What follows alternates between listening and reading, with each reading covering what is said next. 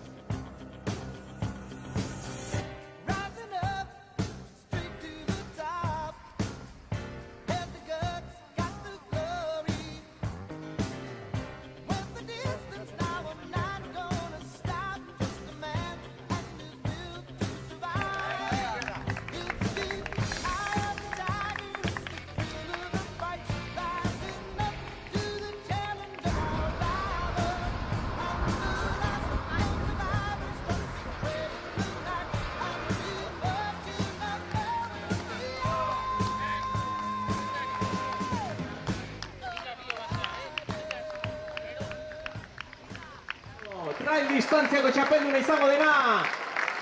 Aurtengoan txapeldun Walter Becerra. Hasieratik lehen postuan jarri. Eta hainbat minutuko aldea atera diez. Kontuan hartu 7. kilometrorako ja, 3 minutuko aldearekin jarrita zegoen. Beraz, oraindik ere minutu batzuk itxaron marko ditugu, hurrengo korrikalariak iristeko.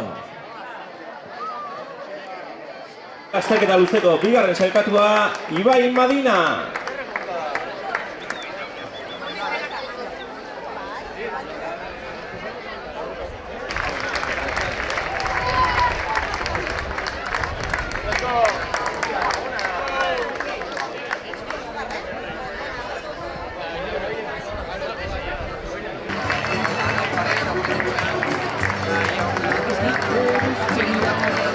Hor guztu behoteie, netzako izan guztua.